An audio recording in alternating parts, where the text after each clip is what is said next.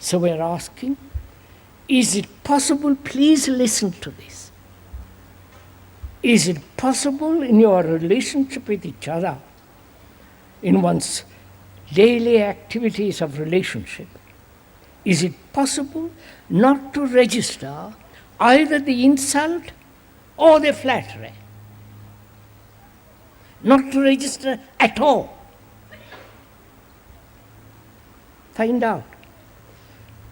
If you don't register, your relationship is entirely different. Right? Now, is that possible?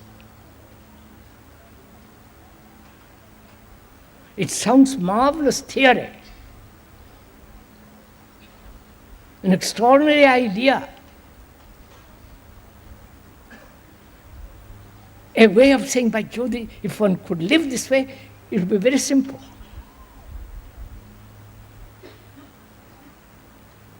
Now, please don't translate what is being said into an idea,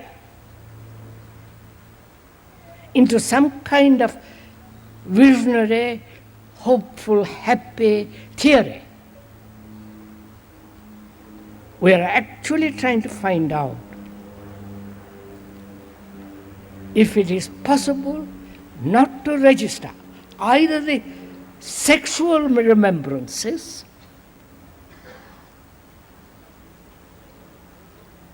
which makes one further sexual, the pictures, all the rest of that business that goes on with regard to sex. And that is remembered, stored up, encouraged through cinema, films, pictures, the whole Western world which is spreading all over the world, encouraging this memory. Can you?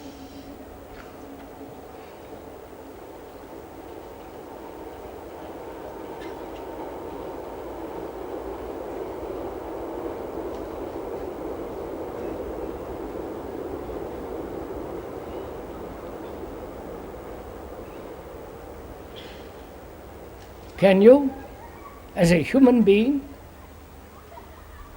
find out for yourself why a hurt, a pleasurable incident, why has it registered? From that registration, thought begins. You understand? Is that possible?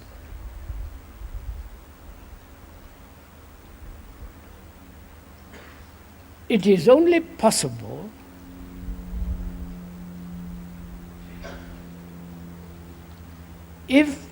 when there is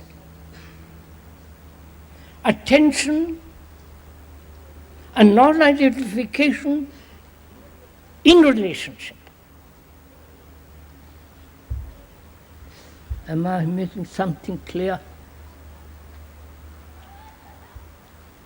One takes one's wife or one's girl or one's husband for granted. Right? No? You get used to it. It's part of you. And you've got used to so many things.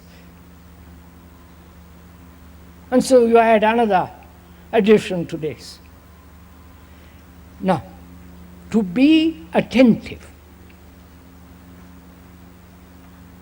and that's only possible when you don't identify yourself with that woman or that boy, say, mine. Right? Can you do this? Non-identifying oneself with another, and therefore being free to be attentive. Not attentive and then free. non-identification, but non-identifying first, and then out of that comes attention. Ha capito? Now, can one, as a human being, non-identify yourself with another? Not only with another, but with ideas, with a group, with a sect, with a guru, with the whole business of it. Which means you are free. Out of that freedom there is attention. How can one be attentive if I am identified myself with you? You may be most affectionate, most kind. I may want your kindness because I'm lonely. I feel desperate. So I identify, you encourage me, you say, that's nothing, you'll get over it tomorrow, old boy, get on with it.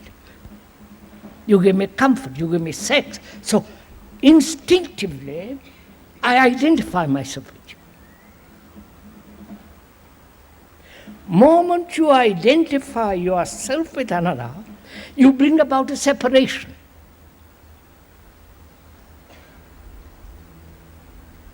Right? Obviously. So when there is separation, there must be conflict. Right? So, oh Lord, there are a lot of trains this morning.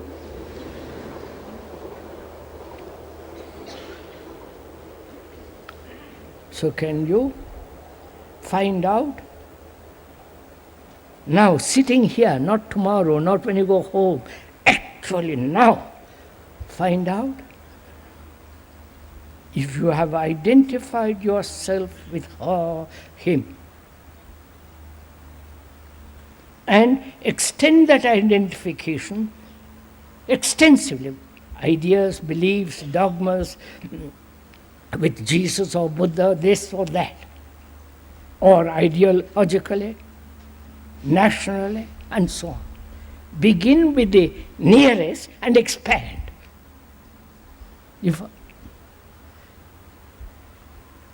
We are apt to begin at extensively, but not near. So, can you find out if you are identifying yourself with another? The moment you use my girl or my boy, you're caught. So, the my wife, the my girl, the my husband, the words are driving you. Because those words are emotionally explosive. So you are being driven by words.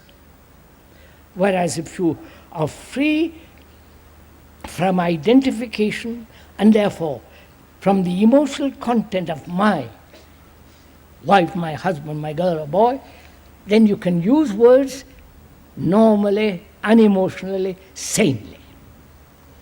I wonder if you get all this.